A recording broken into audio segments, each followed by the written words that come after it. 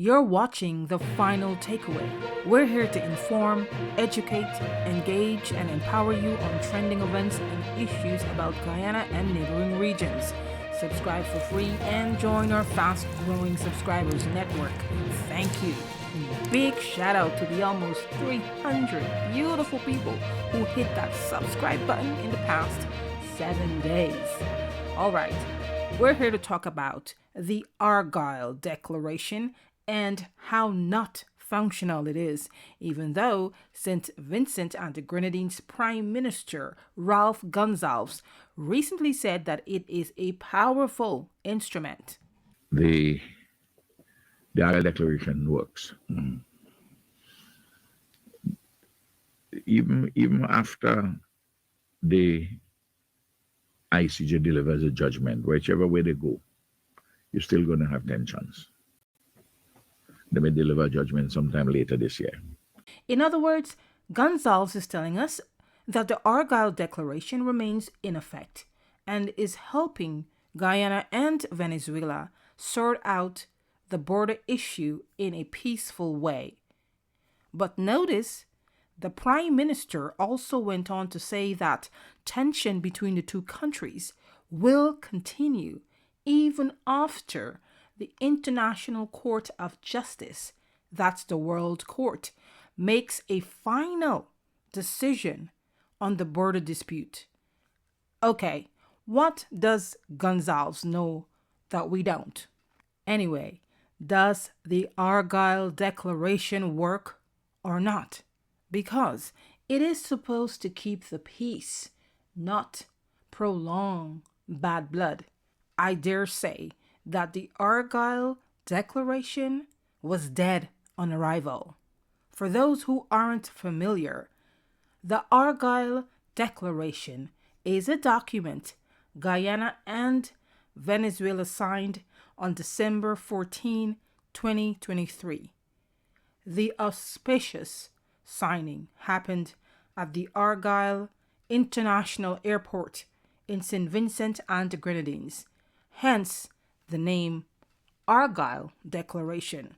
Presidents Nicolas Maduro of Venezuela and Irfan Ali of Guyana signed declaring that they will avoid using force or threats of force against each other as they try to peacefully bring closure to the border issue.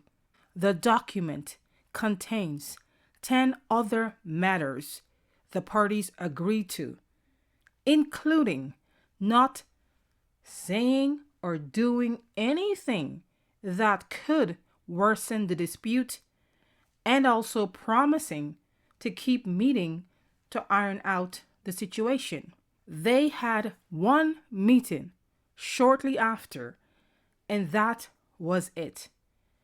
And of course, Venezuela breached the agreement in various ways. But what does a peaceful solution look like for these countries when they both have two opposing sets of interests and intentions? For Guyana, closure would mean Venezuela accepting the decision of that special and legal 1899 document called the Arbitral Award. This document confirms Essequibo and parts of the sea connected to its land border will be under Guyana's lawful control. So far, Maduro vehemently rejects the power of the document. He wants to solve the matter using another special document called the 1966 Geneva Agreement. However, this said document no longer holds the power it once had to guide the countries to a peaceful end using diplomacy. Once the Geneva Agreement of 1966 lost its diplomatic substance, the countries had to look to the World Court for help. And the very Geneva document states how the countries should go about resolving Venezuela's claims to Guyana's territory. So, what does a peaceful ending look like for the embattled countries? For Venezuela, it looks like the modus operandi will be aggression.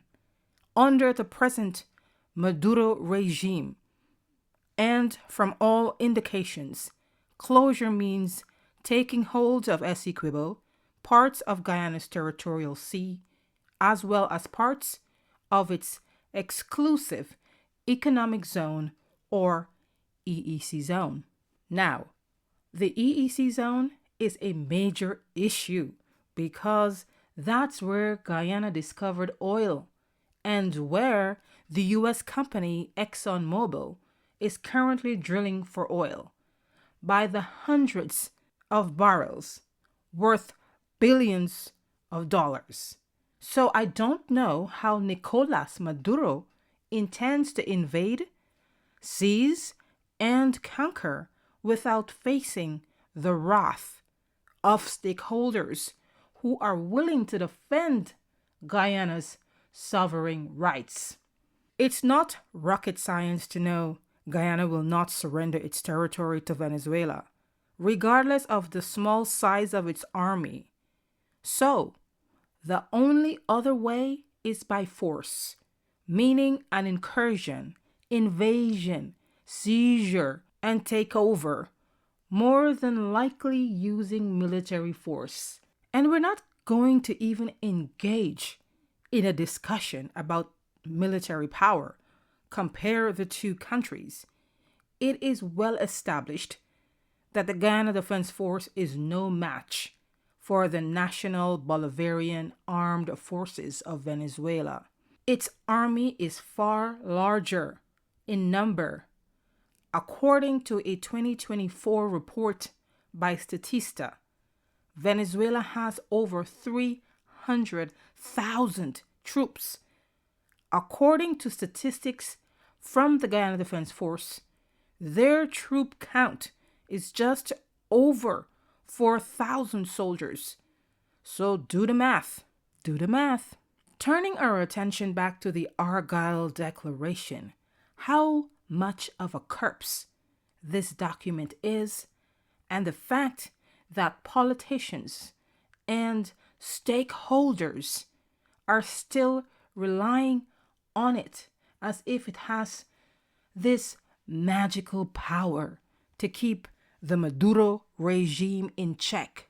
A few days ago, Minister Gonsalves of St. Vincent and the Grenadines told us that the Argyle Declaration works.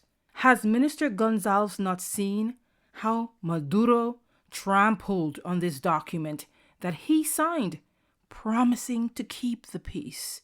I know Gonsalves is not living under a rock and is aware of the situation, but my guess is, as politicians tend to do, he has to be politically correct. No pun intended. He has to be aware that Venezuela violated Guyana's sovereignty last weekend by sending a Navy warship into Guyana's oil block offshore.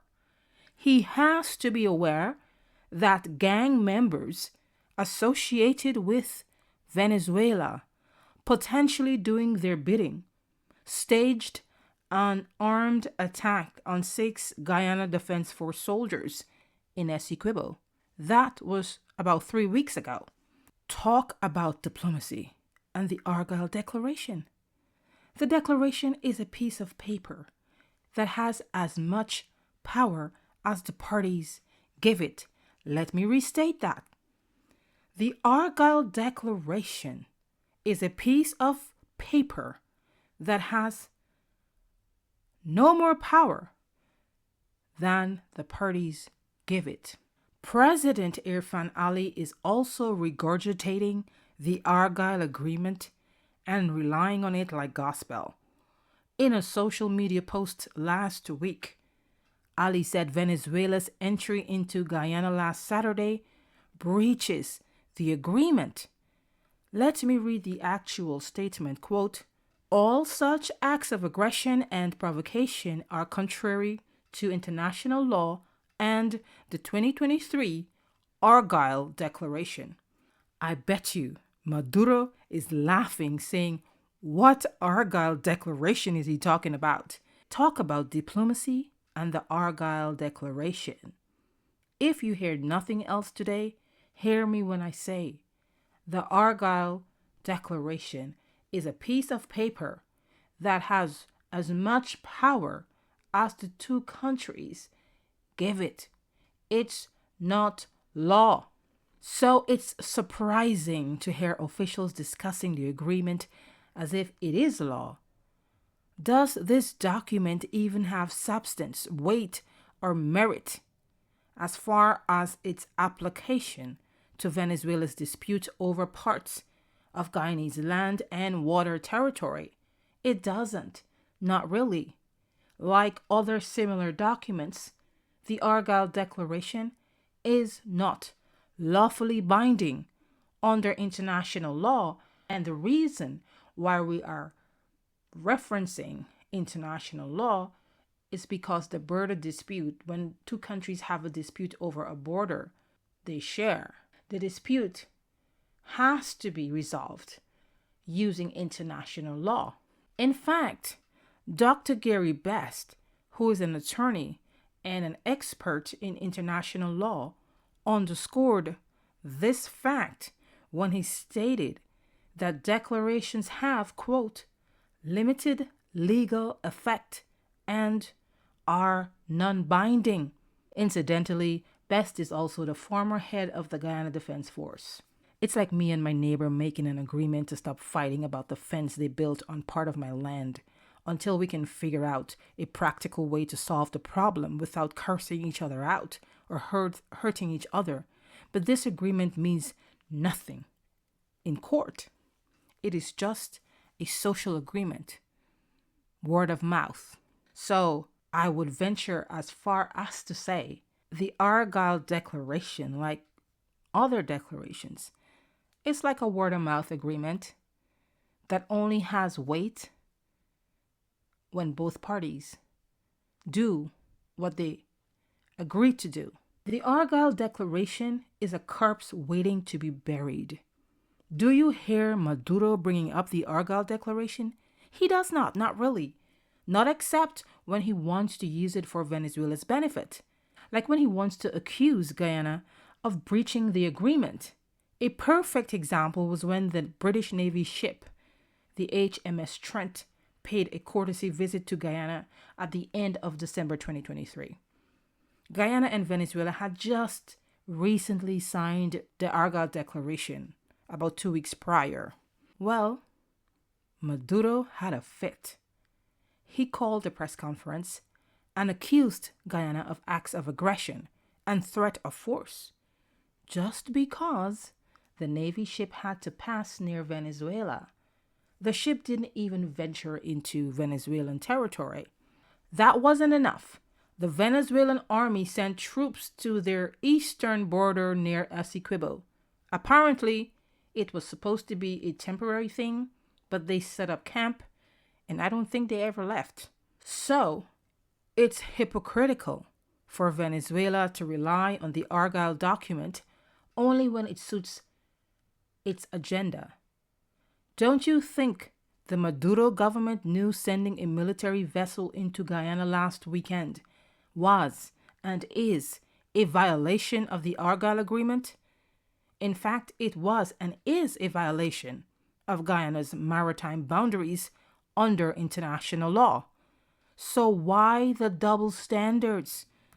Based on reports, the ship pulled up near the Stabroek oil block near Liza Field. What in the world? You probably heard that someone aboard the military vessel boldly sent a radio warning out to individuals at ExxonMobil's oil storage unit, warning them that they were, quote, in disputed waters. This is a big deal. This is a big deal. This is a very big deal, and I'm surprised a lot more countries and entities are not making a big deal out of this. Do you think Maduro can try this with any other country? Do you see the disrespect here? Let's be clear. Let's be clear. Venezuela never intended for the Argyle Declaration to have any effect on Maduro's plan to invade Guyana by force and stake claims to Essequibo and whatever else Maduro thinks fit. For Maduro, it's business as usual. He committed to a peaceful resolution in December 2023, and approximately 4 months later, he passed a law making it lawful for Venezuela to snatch Essequibo. This, of course, would be an unlawful occupation of the Guyana-owned and controlled territory. Signing the agreement was just a show for Maduro. Some were skeptical as he was playing along to gain local and international favors. The move had nothing to do with him wanting to play fair, and it certainly had nothing to do with him wanting to stop the steal. With all that has happened recently, like Guyana soldiers getting attacked by Venezuelan nationals, and last weekend's unlawful entry into Guyana's territorial waters by Venezuela, Ralph Gonsalves, St. Vincent and the Grenadines Prime Minister, tells us this week that the Argyle Declaration works.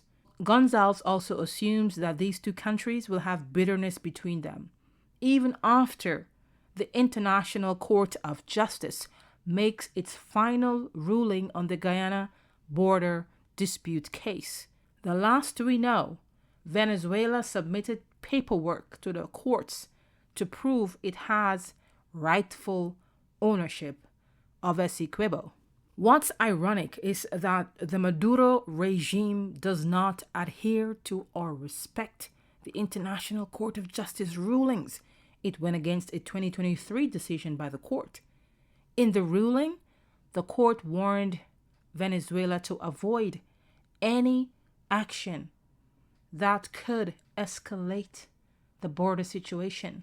Days later, Maduro held a referendum, a special elections in Venezuela, calling on citizens to vote to give him the power to invade and seize Essequibo. A few months after that, Maduro cemented his plans to seize the Guyanese territory by passing a law in Congress. The law provides for a few things, including setting up a governor to oversee the running of Essequibo. In Venezuela, Essequibo is known as Guyana-Essequibo. The Bolivarian Republic has also drawn the Essequibo territory onto its map. The country has no current legal, lawful rights to Essequibo, a territory that belongs to Guyana. Yet, it published a new map that shows Guyana's territory, a part of Guyana's territory, on its own map. Make this make sense.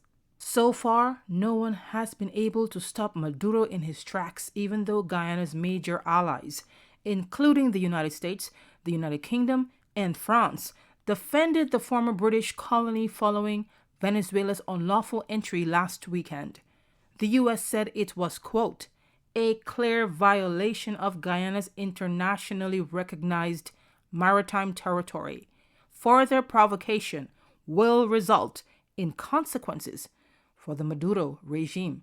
Right now, Guyana is playing the long game while Venezuela underestimates its opponent.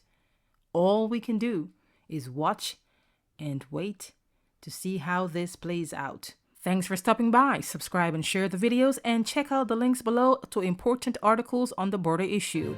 Let's meet again soon right here on The Final Takeaway.